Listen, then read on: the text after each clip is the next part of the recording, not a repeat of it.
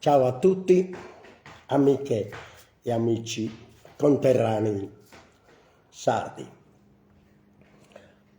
Oggi vi parlo da casa mia, da Sumaso, Elmas, per chi non sa dove è Sumaso. Ieri è stata una giornata storica per il popolo sardo, più o meno come quella del 30 ottobre 1812, Sannu de Subamini. Una parola famosa fu detta in quel periodo. Andarono a caccia dei tiranni, Savoia. Questa, Naracici. Chi non pronunciava bene Naracici veniva accompagnato al porto e mandato via. Ma purtroppo, come ben sappiamo, la storia ha cambiato. L'hanno manipolata, hanno comprato, corrotto e praticamente quei tiranni oggi non sono molto diversi, anzi sono i discendenti diretti sia di Roma e dell'Italia. Ieri è stata una grande giornata storica per il popolo sardo. 2500 a protestare, una nobile iniziativa. 2200, 10.000 e oltre firme consegnate alla RAS. Palazzo degli Ascari, via Roma, angolo via Porcile. Quella che è la maggior rappresentante di quella giunta assente. Una che è stata eletta da un partito italiano, 5 Stelle. Alle interrogazioni con grande montatura della stampa di regime ha risposto quello che è, che rappresenta il Consiglio. La risposta: le controlleremo, non è urgente. Quindi, di conseguenza, cari conterranei sardi, che ieri avete manifestato tutta la rabbia contro questa rappresentanza, questi asini di incompetenti, incapaci, che rappresentano e parlano a nome di tutto il popolo sardo, che la maggioranza non li ha votati.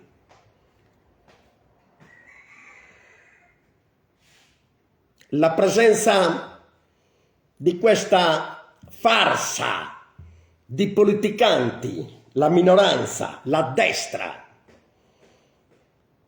interviste della stampa a dire che se ci fossero loro sarebbe stato diverso, e non è vero. Sarebbe stato uguale, il contrario, a dire le stesse cose.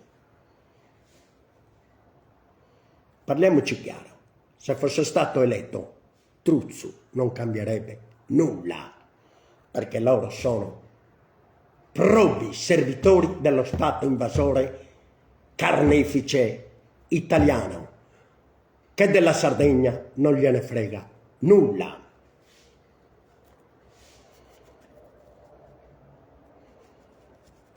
Erano presenti bandiere di partito, ma ci vogliamo rendere conto quanto si è ridicoli,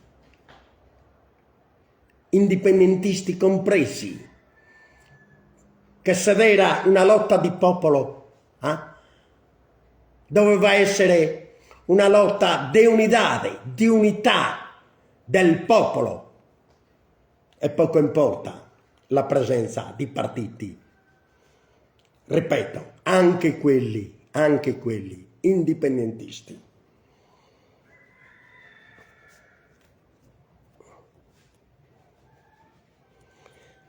I comitati se lo mettono in testa, che hanno fatto un impegno nobile a cercare queste firme, ma qualcuno è troppo ingenuo.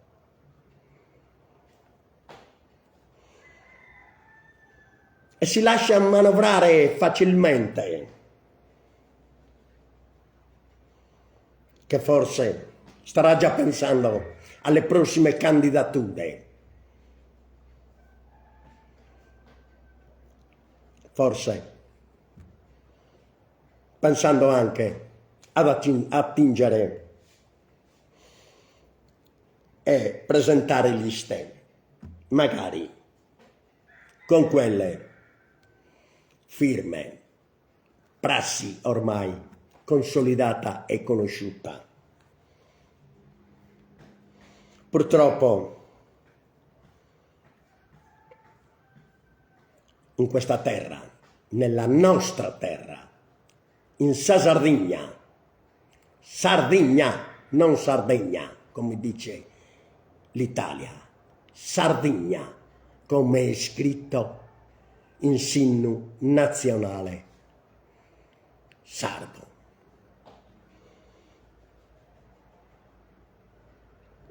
I lavori di sfascio non sono fermi.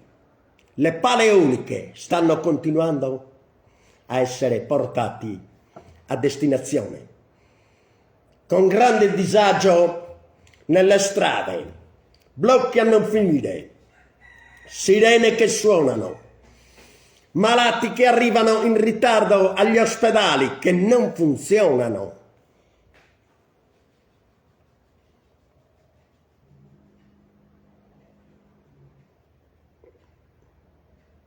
Cari patrioti, onesti, nobili, che avete raccolto le firme, rassegnatevi, perché a Roma non gliene frega nulla e ne abbiamo esperienza di tempi passati. C'è ancora la minaccia delle scorie nucleari, figuriamoci. Io non mi fiderei neanche del telescopio gigante a Lula, non lo so, qualcosa mi dice che non mi devo fidare, perché dell'Italia non c'è da fidarsi, non c'è mai stato da fidarsi. In Sardegna ha fatto solo disastri. Mettiamoci in testa. E vorrei lanciare un appello a voi patrioti, che avete sacrificato le giornate e anche le ferie per cercare queste firme, che se alla giornata di ieri, 2 ottobre 2024, non rispondono è vicino la data del 30 ottobre, 29 e 30 ottobre, quando ci verrà su Uomini del Sannu Doshi. Non so se voi giovani conoscete questa nomea. Bene, in quel giorno si erano ribellati proprio per cacciare via il tiranno. E appunto, come vi ho detto, Nara Cicili. Oggi probabilmente ci sono gente che lo pronuncia benissimo, ma si vergogna di essere sardo, anzi rinnega la sua nazione e la tradisce e si vende al miglior offerente. E questi sono all'interno, si annidano nella RAS e nell'ANCI.